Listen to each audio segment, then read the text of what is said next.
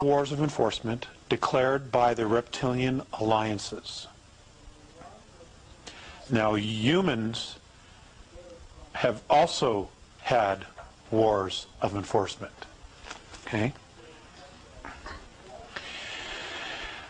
And have been attributed with 3 accidental extinctions in the last 10,000 years. The Dows, yes, have been implicated, or these 3 accidental extinctions have been attributed to them. Okay? I didn't say humans, extinction of humans. I didn't say that. Okay? Let me read it again. They have been, the Greys, they have participated in all wars of enforcement declared by the reptilian alliances and have been attributed with 3 accidental extinctions in the last 10,000 years. Didn't say who. Okay, so I'm not going to say, yeah, it was humans, because I don't know that. The fact that they exterminated a race is enough for me. Okay? They are under investigation for excessive genetic manipulations of at least 2 races. Your Earth race being one of them.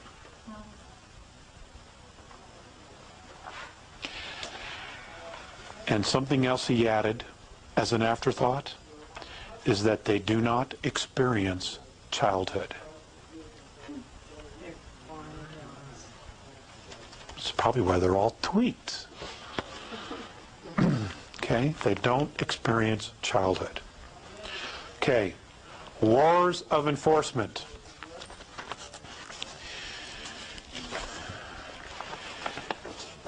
In the human race, a war of enforcement is where someone, whether it's a human race or a reptilian race or a hydrogen breather or an oxygen breather or a methane breather or an ammonia breather, if they cross the line and do something so severe, they will literally go to war to enforce a punishment, to enforce something, a restriction. They will do that. What is going to be happening here in our solar system in the next couple of years is being classified as a war of enforcement. Okay? It's not a police action. They're coming in to kick butt because they've crossed the line. And we're not the only star system. You know, there are 21 other star systems that are having the exact same problem that we're having. This is where you talk about them getting kicked out. Yes, that they want all regressive presences off our system, off our planet and the moon. They want them completely out of here. End of story. They want them out of here.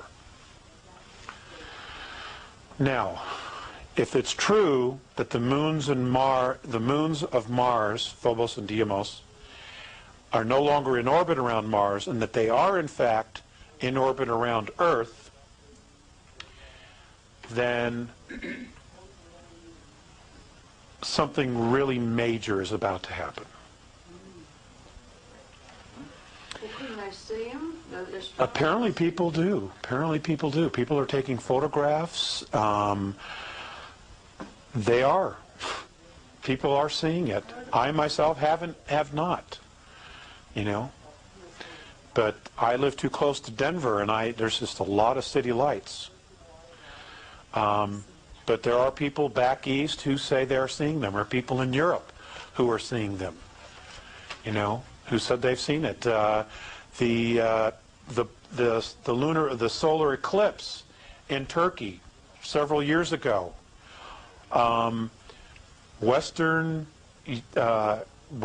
European reporters, cameramen, who were taking pictures, got pictures of these two objects. And when they were blown up, they look exactly like Phobos and Deimos, following the moon. Both inhabited? No. Well, yes, they are. Yes, they are. Well, there's both spacecraft. They're both spacecraft. Base for some action. It's a spacecraft. It's an old hollowed-out planetoid, converted with an ecosphere on the inside and propulsion on the outside. Right, it's a spacecraft. It's an older model. You know, you can find one on any good used spacecraft car lot. I want one. You know, and the Dows. Now, according to Mornay, and this was many years ago, before their alleged re-entry into our atmosphere or gravitational field,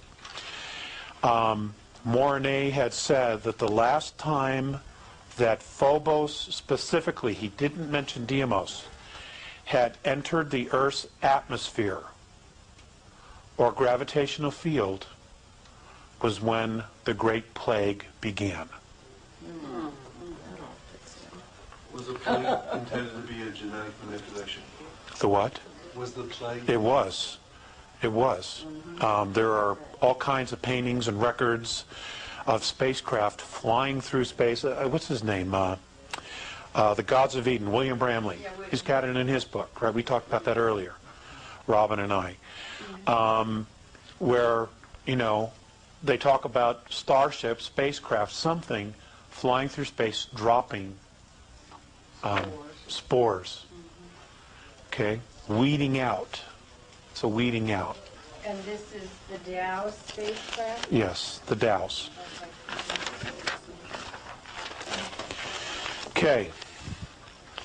I want to cover a couple of the things before I get to some of the other races. Dolphins and whales. Okay, I'm gonna lighten this up a little bit. Dolphins and whales in our galaxy are honored as sentient animals. They are brilliant philosophers and poets. Philosophers and what? Poets. Oh, really? Okay? And we think they're just big, dumb fish. Well, we know dolphins aren't. We're not sure about whales. Okay? But apparently they're absolutely amazing, amazing mammals. And have the admiration of many of the old races for their beautiful songs and storytelling. They have legendary stories of the whale dream, which is the cetacean race memory. So they tell stories about their lineage, okay, which they call whale dream. If the humans of Earth make extinct these species, they will have no standing in the galaxy.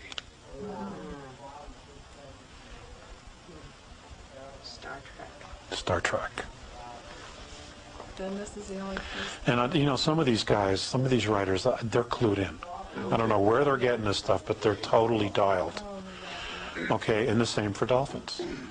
You know, we don't know their language, and it's an extremely sophisticated language. It's more sophisticated than the English language. You know, and it's apparently it's a trinary language, which is why we don't understand it, because we are so one-dimensional in our language.